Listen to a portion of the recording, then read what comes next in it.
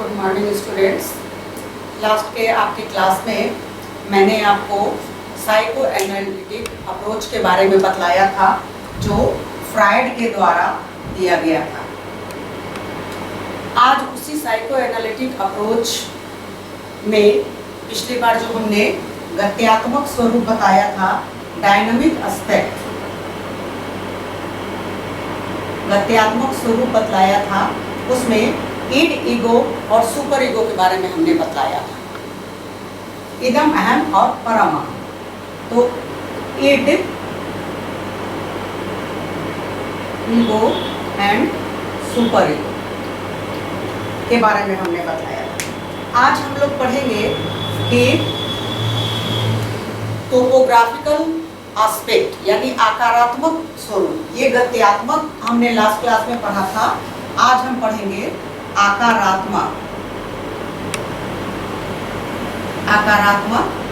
पहलू, जिसको topographical aspect भी कहते हैं। तो ये जो आकारात्मक पहलू, ये गत्यात्मक पहलू था जिसमें ईड ईगो सुपर ईगो हमने पढ़ा था। ये आकारात्मक पहलू टोपोग्राफिकल एस्पेक्ट हम पढ़ रहे हैं।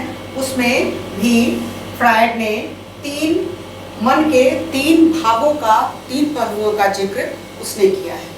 सबसे पहले उन्होंने चेतन, पहले नंबर पर चेतन को रखा है, यानी कॉन्शियस या चेतन मन का एक ऐसा भाग होता है जो सबसे छोटा होता है, यानी तात्कालिक जो भी ज्ञान होता है वर्तमान से वो जुड़ा होता है। तत्काल जो अभी हमारे सामने, जैसे अभी हम क्लास कर रहे हैं, तो ये हमारा तात्कालिक ज्ञान है या वर्तमान स्थिति है, इसका ये प्रतिनिधित्व करता है। और चूंकि ये वर्तमान होता है, इसलिए इसको अपनी इच्छाओं, अनुभवों, विचारों की पूरी जानकारी होती है। जैसा कि यहाँ पर आप देख रही हैं, इच्छाएं, अनुभव की इनकी जानकारी होती है।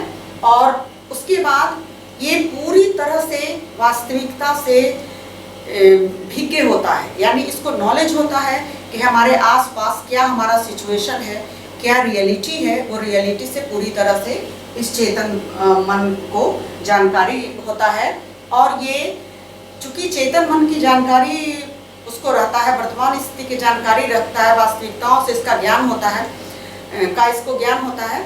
इसीलिए ये मन का जो ये चेतन भाग है, इसमें सारी नैतिक, सामाजिक, सांस्कृतिक जितनी भी घटनाएं घट रही होती हैं, सबको ये पूरी तरह से जानता है। यानी कि जो अपने होशो हवास में जितने काम करते हैं, जितने अनुभव करते हैं, जितने विचार हमारे आते हैं, सभी चेतन के भाग होते हैं, ऐसा फ्रायड का कहना है आकारात्मक पहलू या टोपोग्राफिकल एस्पेक्ट में।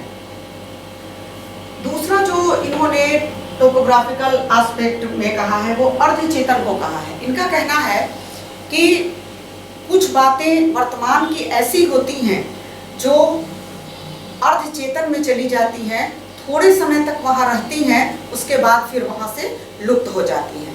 तो इसकी क्या विशेषताएं हैं? ये तो चेतन की विशेषताएं थी। मन का ये एक छोटा सा भाग है, इसको इच्छा, अनुभव की जानकारी होती है, वास्तविकताओं का ज्ञान होता है, इसमें नैतिक, सामाजिक, सांस्कृतिक वगैरह सारी बातें उसको पता होती है, उसका वो भंडार होता है। उसी तरह से अर्धचेतन की भी कुछ विशेषताएं हैं। अर्धचेतन ये चेतन और अचेतन के बीच का हिस्सा होता है। आगे के इस ग्राफ से मैं आपको समझाऊंगी कैसे चेतन और अचेतन के बीच में अर्धचेतन आता है। और ये अर्धचेतन जो है, ये बहुत ही मन का बहुत छोटा हिस्सा है, ऐसा फ्रायड का कहना है। और ये चूंकि इसमें थोड़ी देर के लिए इच्छाएं जाती हैं, इच्छाएं, विचार, अनुभूतियां वगैरह जाती हैं, इसलिए ये बहुत थोड़े समय के लिए होता है और ये छोटा भाग होता है। और किसी भी बात का यदि पुनः स्मरण करना हो, जैसे मान लीजिए कि हम किसी, या आप अपने किसी फ्रेंड का नाम भूल रही हो, तो उसे थोड़े कोशिश कर करके आप उसको याद कर सकती हैं। यानी कि वो आपके मित्र का या आपके दोस्त का नाम जो था वो आपके अर्धचेतन में था, थोड़े प्रयास के बाद वो पुनः स्मरण के द्वारा वो चेतन में चला आया। तो ये अर्धचेतन की विशेषताएं हैं। सबसे अहम जो फ्रायड ने कहा है वो उन्होंने अचेतन को कहा है। अचेतन यानी अनकॉन्शियस, मन का वैसा भाग जो बिल्कुल सोया हुआ रहता है, जिसकी बिल्कुल हमें जानकारी नहीं होती है, जिसकी क्रियाओं के बारे में जानकारी नहीं होती है, लेकिन ये मन का सबसे बड़ा भाग है। फ्राइड ने इसे एक बर्फ के टुकड़े से तुलना की है। जैसे आप यदि बर्फ के टुकड़े को पानी में डाल दिए, कभी आप इसको घर में कोशिश कीजिए, पानी में उसको डालिएगा, शीशा के गिलास में डालिएगा ताकि बाहर से दिखे, तो आप देखेंगे कि बर्फ का एक हिस्सा ऊपर पानी के ऊपर रहता है और 3 हिस्सा पानी में डूबा रहता है। तो फ्राइड का कहना है कि जो चेतन है, अर्ध चेतन है, ये मन का बर्फ का जो ऊपर का हिस्सा है वो है चेतन, और नीचे जो डूबा हुआ 3 हिस्सा है, ये हिस्सा अचेतन होता है। यानी अचेतन व्यक्ति के मन का, उसके व्यक्तित्व का सबसे बड़ा और विशाल विस्तृत भाग होता है। उसकी कुछ खास विशेषताएं होती हैं और वो हमारे व्यक्तित्व पर बहुत प्रभाव डालता है और हमें हमारे दैनिक क्रियाकलापों में या फिर हमारे एडजस्ट करने में बहुत ही मदद करता है, हमें विचलित होने से भी ये बचाता है। अब ये जो अचेतन है, जैसा कि आप यहाँ देख रही हैं कि ये मन का सबसे बड़ा भाग होता है, सबसे बड़ा भाग होता है। ये गत्यात्मक स्वरूप का होता है। गत्यात्मक स्वरूप का होता है यानी ये ईड, ईगो, सुपर ईगो के अनुसार ये आगे पीछे होता रहता है, अपनी इच्छाओं को करता है, हमेशा ये गति करता रहता है, हमेशा ये निकलने की बाहर कोशिश करता रहता है। ये फ्राइड का एक अपना बहुत ही महत्वपूर्ण भाग है, चूँकि इन्होंने सेक्सुअलिटी पर ही, यौन क्रियाओं पर ही ज़्यादा जोर दिया है, क्योंकि इन इच्छाओं को मानव सबसे ज़्यादा सप्रेस करता है, सबसे ज़्यादा दबाता है, वो अचेतन में चला जाता है। तो इसीलिए इन्होंने सेक्सुअल या यौन भाग को महत्व दिया है कि अचेतन में जितनी सेक्सुअल इच्छाएं होती हैं वो सब रहती हैं। उसके बाद देखिए आपकी ये जो अचेतन है, इसमें ईड की प्रधानता होती है। लास्ट क्लास में हमने पढ़ा था कि ईड गत्यात्मक पहलू का, ईड एक ऐसा भाग है, यानी इदम एक ऐसा भाग है जो आनंद के नियम पर चलता है, जो उसको अच्छा लगता है वो वही करता है। तो व्यक्ति के व्यक्तित्व का वह भाग जो उसको आनंद देता है और बिना किसी की परवाह किए वो उस काम को करने की इच्छा रखता है या करता है, उसका एक बहुत बड़ा भंडार ये अचेतन होता है। ये जो अचेतन होता है उसको नियंत्रित नहीं किया जा सकता है। ये देखिए इस पॉइंट में यहाँ पर दिया गया है, यह नियंत्रण से परे होता है, यानी चाहकर भी व्यक्ति अपने ईड की इच्छाओं पर नियंत्रण नहीं रख सकता है। वो अचेतन में होती है, वो अपने आप होती हैं, उस पर व्यक्ति का कोई वश नहीं होता है। और ये बहुत इंपॉर्टेंट पार्ट, छद्म रूप से यानी डिस्गाइज्ड वे में अपनी इच्छाओं की पूर्ति करता है। यानी कि हमारी जो दैनिक क्रियाकलापें हैं, जैसे नामों को भूलना,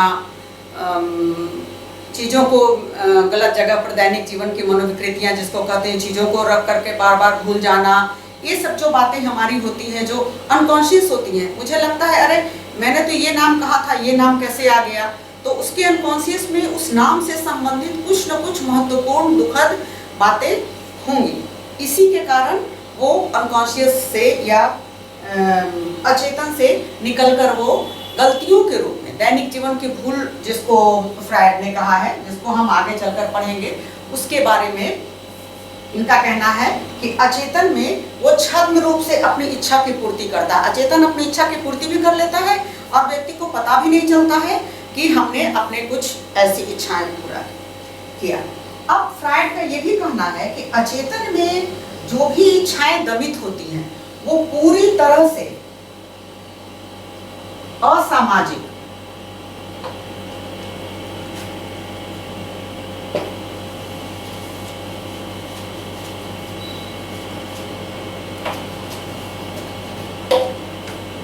वो पूरी तरह से असामाजिक, अनैतिक और यौन से संबंधित बातें होती हैं, यानी जितनी बातें जो हमारा समाज स्वीकार नहीं करता है, जो समाज में के बनाए नियम के विरुद्ध है, वैसी असामाजिक बातें, अनैतिक बातें, यानी नैतिकता से संबंधित जितनी बातें होती हैं जिसको हम करना चाहें और नहीं कर पाते हैं, वो हमारे लिए गलत उदाहरण पेश करेगा, वो सारी बातें, और सेक्स से संबंधित जितनी बातें होती हैं सबको हम दबा लेते हैं, या हमको समाज में रहने के कारण, एडजस्ट करने के कारण, अभियोजन करने के कारण हमको उसको सप्रेस कर देना पड़ता है। और ये जो दमन, रिप्रेशन, सप्रेशन की जो क्रिया होती है, ये पूरी तरह से अचेतन में जाकर इकट्ठा हो जाती है। तो फ्रायड का ये आकारात्मक पहलू में सीधी सी बात कहना है कि इसके 3 पहलू होते हैं, चेतन, अर्धचेतन और अचेतन। और अब हम इसको थोड़ा सा इससे समझेंगे कि इसका जो गत्यात्मक था वो ईड था। ईड पूरी तरह से अचेतन होता है, ईड पूरी तरह से अचेतन होता है, यानी अनकॉन्शियस होता है। और सुपर ईगो है, ये चेतन भी होता है, अर्धचेतन भी होता है और अचेतन भी होता है, ईगो और सुपर ईगो। अब हम देखेंगे कि इन तीनों के बीच में क्या संबंध है, 6 के बीच में, गत्यात्मक में ईड, ईगो और सुपर ईगो, और आकारात्मक पहलू में चेतन, अर्धचेतन और अचेतन। फ्रायड ने इसकी बड़ी विस्तार से व्याख्या किया है, जिसको यहाँ एक काल्पनिक चित्र के द्वारा प्रस्तुत किया जा रहा है। आप यहाँ देखेंगे कि यहाँ पर मान लिया जाए कि ये हमारा मन है। इस मन के 3 भाग हैं, A B C. A B C ये है चेतन, ये है अर्धचेतन और ये है अचेतन। आप यहाँ देखिए, ये जो है चेतन का ये पूरा भाग, ये यहाँ से लेकर के यहाँ तक ये पूरा भाग है, ये चेतन है। इसका सीधा संपर्क बाह्य जगत से होता है।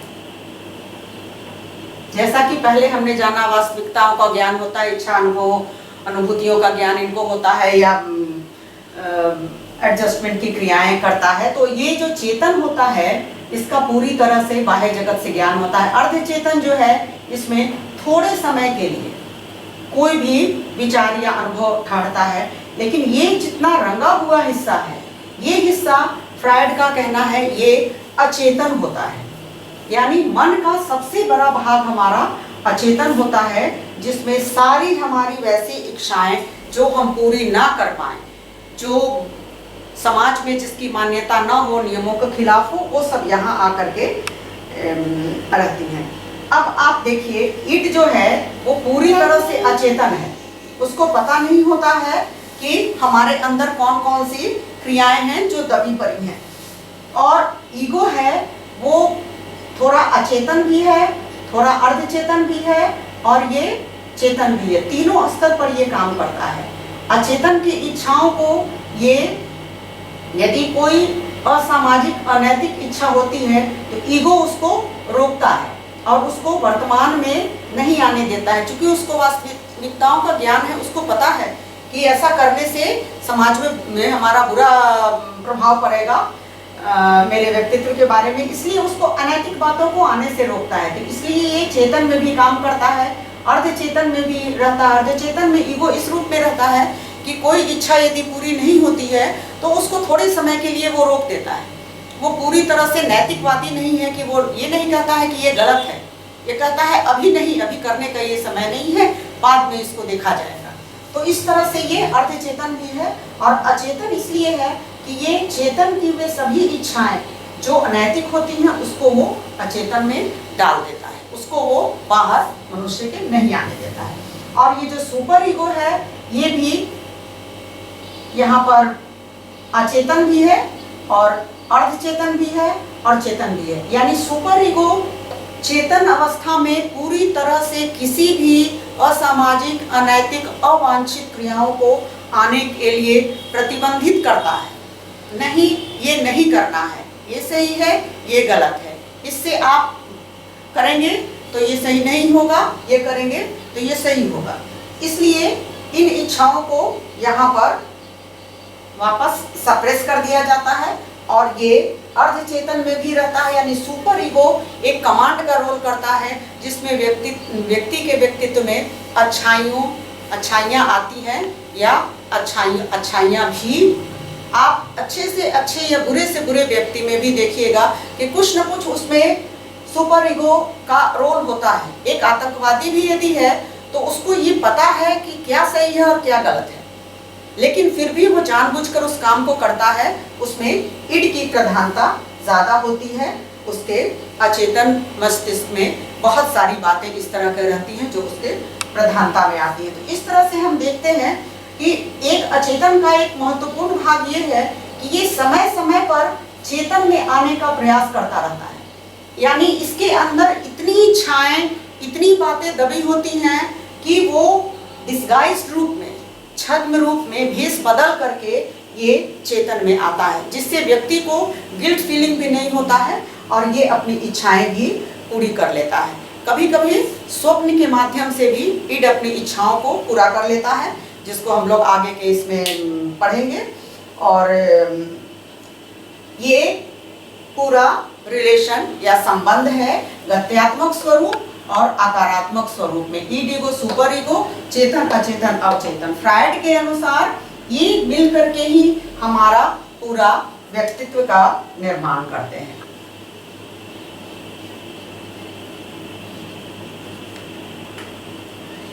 इसको हम साइको एनालिटिक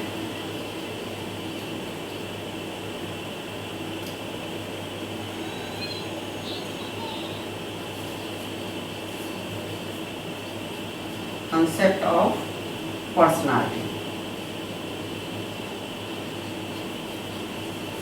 कहते हैं, यानी psycho analytic concept of personality.